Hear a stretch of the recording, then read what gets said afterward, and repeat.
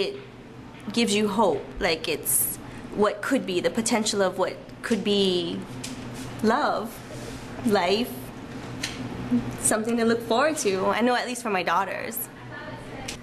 For girls especially, it's the story that they've always wanted to live out. Like, Bella has the perfect guy who loves her back, and that's just way too difficult to find in real life, but it's nice to dream about it. And then the characters are so personal, and just, I think there's always going to be someone in the book that anyone can relate to somehow. My favorite character is Carlisle. He's just, his compassion, I guess, is something that I'm not a very compassionate person, I'm not a very passionate person, but I identify with him because, maybe that's what I want to be. I'm not too old to change. I'm 46 years old, and I'm hanging out with a bunch of teenagers, basically. So it makes me feel young at heart, too. Twilight's so popular, I think, because not only it's for younger people, but it applies to all generations. Everybody's been in love, and I mean, it's the love story. We're girls. What's not to love? It's fun. It's romantic. It's intriguing. So we have basically an allegorical romance going on here, which is straight from Scripture, and people respond to that because it's about the core human relationship, about their relationship with the divine. It's told in the context, of course, of a young adult fiction piece. But you see the women that respond to it or whatever, and there's no Edward Cullen in their life. They'd be like if there's a Jacob Black noble savage in their life, and the second best thing you can have if you can't have God, you can have this nice guy. But they do have this longing for the light of the world, this thing which is in their own heart. They want to have this sacrificial relationship. If you don't like the surface meaning, though, you're not going to get the goods at the bottom. The stuff that John Ruskin says you have to mine deeply to get and meditatively to get at. What I've seen from it, people are fascinated by this story of true love, that they're looking for something like this that is true and that it expands. Like, if you look through the entire series, there's so many trials that Bella and Edward go through.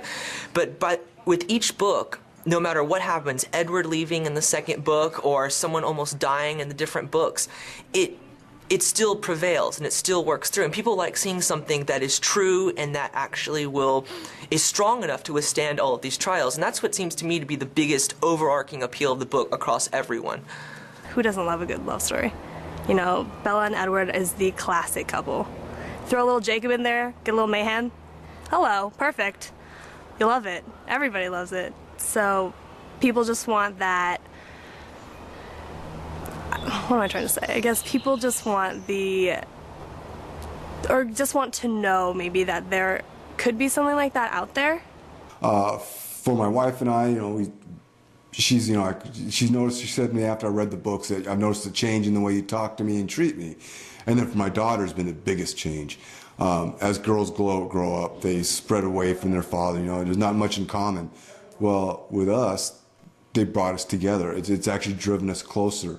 And we have something in common. We talk about it. We go shopping for things, and I buy her, some Twilight stuff. And she's the reason my hair is blonde.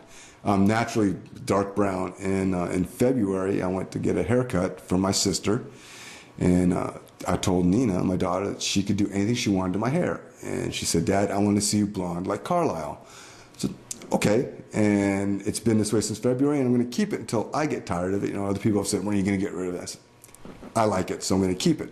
In fact, I've won a costume contest at the DVD release party in South Center Mall as Carlisle.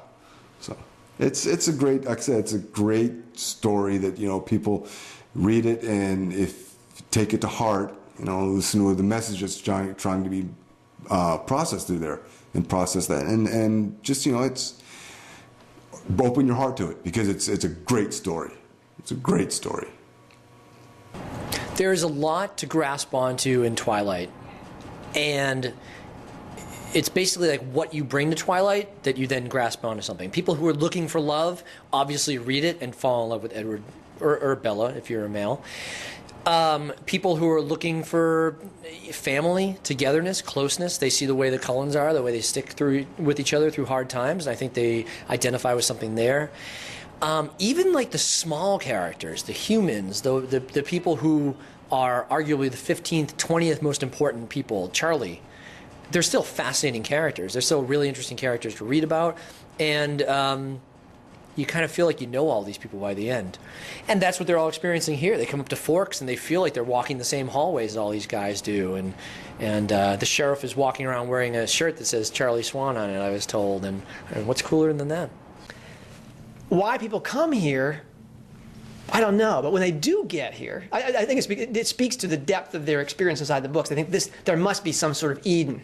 And that Forks must be it, because this is where I've had this experience in stories in Forks. There's a real world Forks, I have to go there. And then when they come here, we were in the Push last night with the group, looking out at St. James Island and stuff. And literally, people, to use Harry Potter language, they were gobsmacked. It's just the natural beauty of the place. They literally were almost trembling at this kind of majesty, natural majesty. I heard one person say, God did some great stuff. I thought, well, evangelical speak, whatever, but still, I think everybody had that same thought in their heart. This is almost too beautiful to be real. That's what I think people have when they come here. They come here because of their experience in the book. But their delight when they get here is because of the natural beauty of the place and an echo of that resonance that they got in the story. Some people will tell you in the months and years to come, you've got the Twilight world and then you got the real world, and Edward doesn't really exist and whatever. But being up here and standing in the biology lab and walking amongst the trees and the forest and all these places that Stephanie wrote about, you can't help but enjoy the way reality and fantasy blurs together. Even when they leave here and they go back to their real lives and the humdrum and whatever, keep that imagination alive and keep remembering that, you got to live the dream for a little while, and that Stephanie's world isn't as imaginary as some people might have you believe. It's the drive of why you come to Forks, you want to get in touch with it. You want to hold on to that dream. She shares a dream with you, and you just want to keep going on that journey with her. And it's sad that she's not thinking of writing another sequel, but she gives you a good enough ending, I think. And it's good enough to read over and over again. You just keep reliving the journey over and over again. That is the answer. Why are the books so popular? Because people have this heart resonance with them. That people have, because they identify through the first-person narration. They identify with Bella and all of her choices.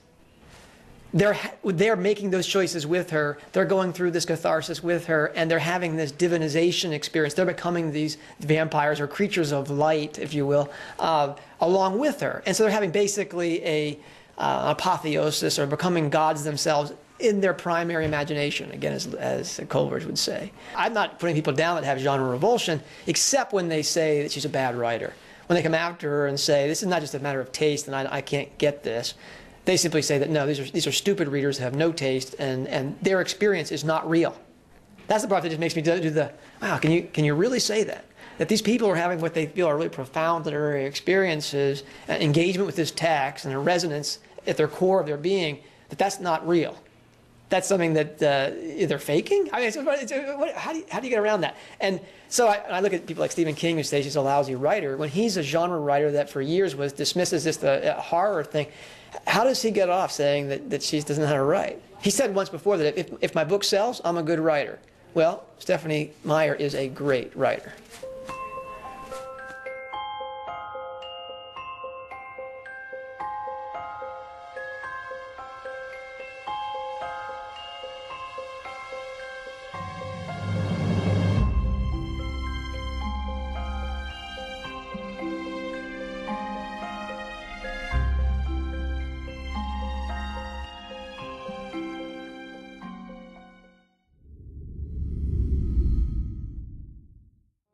It's a really small town. I mean, there's a lot of people here, but you're really close with everybody, and you know a lot of people, and that's one of the main reasons why I like it so much, is because it's so small and so close with everyone. They're all pretty much honest, will help each other out, even if they don't even know you very well. People remember the logging days very fondly, but like a lot of industries where you're extracting resources, things come and go. And there was a time when it looked pretty bleak. And then Twilight hit. it was a definite boon for the local area. Having people that probably wouldn't have come here otherwise essentially swarm the area has had a wonderful effect on local businesses, from